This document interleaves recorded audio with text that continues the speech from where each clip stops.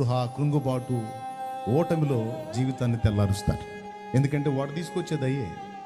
మన విశ్వాసాన్ని వేగు చూడటానికి అవిశ్వాసపు బాణాలని మన మీద వదులుతూ ఉంటాడు.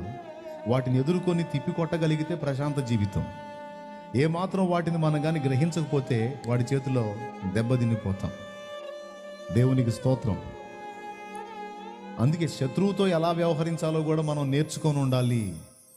ఎందుకంటే కంటికి కనబడకుండా మనతో యుద్ధం చేస్తున్నాడు, మన మనసుతో పోరాడుతున్నాడు.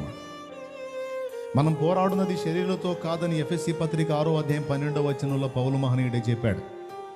మనం పోరాడున్నది శరీరులతో కాదు, ప్రధానులతోనూ అధికారులతోనూ ప్రస్తుత అంధకార సంబంధులకు లోకనాథులతోనూ ఆకాశ మండలమందలి దురాత్మల సమూహములతో మనం పోరాడుతున్నాం.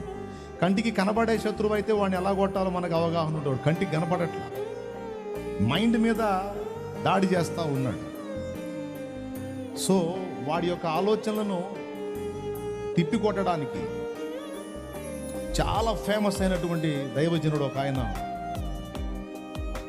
చాలా సంవత్సరాల క్రితం చాలా గుర్తింపబడిన దైవజనుడు, చక్కని గీత రచయిత, క్రైస్తవ సాహిత్యంలో పాటల్లో ఆయన పాట పాడని క్రైస్తవుడు అంటే ఎవరు ఉండరు. అలాంటి వ్యక్తి ఆయన.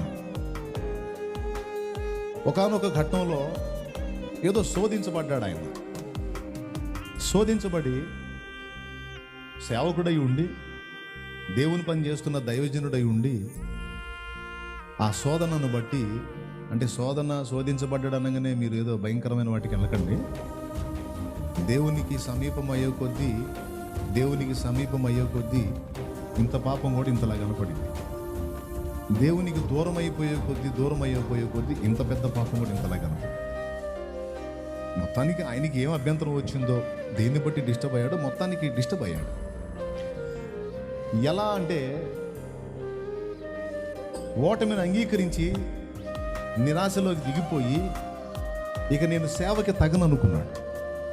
నేను సేవకి పనికిరాను, ఇక నేను సేవ చేయడం అనవసరం, నేను అన్ఫిట్ అని డిసైడ్ అయిపోయి పరిచర్యను పక్కన పెట్టి కూర్చున్నాడు ఇంటికి. ఎవరన్నా ఏందయ్య గారు మీరు రావట్లేదంటే నేను తగిన వాడిని కాదు అంటున్నాడు. ఎవరన్నా కాస్త అనుభవం కలిగిన వాడిని పలకరిస్తే నేను దేవుని సేవకు తగిన వాడిని కాదు, నేను పనికిరాను, ఆ యోగ్యత నాకు లేదని మాట్లాడు. అప్పటి రోజుల్లో ఈ మిషనరీ దొరగారులు వచ్చేవాళ్ళు. మిషనరీ దొరగారు ఒక దొరకు తెలిసింది ఈ సంగతి. ఈయన సేవ కొట్టి ఎవరన్నా కదిలిస్తే నేను అయోగ్యుణ్ణి, అనర్హుణ్ణి, నేను తగను, నాకు యోగ్యత లేదనే మాటలు మాట్లాడుతున్నాడని ఆయన విని ఆయన దగ్గరికి వెళ్ళాడు. ఎవరైతే సేవ ఆపాడో ఆయన దగ్గరికి వెళ్ళాడు మిషనరీ దొరగా. ఆయనతో మాట్లాడుతూ కొద్ది రోజులు నాకు ఒక కలుగుతుంది అయ్యగారు అన్నాడంట. ఏంటిది? ఈయన ఏం లేదు, యేసు ప్రభు రక్తం అంత పరిపూర్ణమైన పవిత్రత కలిగింది కాదేమో అని డౌట్ నాకు అన్నాడు. యేసు ప్రభు రక్తంలో కూడా కించిత్ కళంకం ఉందేమో అన్నాడు. ఆయన కోపం వచ్చింది. ఎవరికి? సేవకి కొట్టి కూర్చున్నాడే ఆయన కోపం వచ్చింది. ఏంటండి మీరు మాట్లాడేది? లేదండి, కొంచెం యేసు రక్తంలో కొంచెం ఏదో తేడా ఉన్నట్టు నాకు అనిపిస్తుంది, అంటే సైతాన్ మిమ్మల్ని శోధిస్తున్నాడు సార్ అన్న.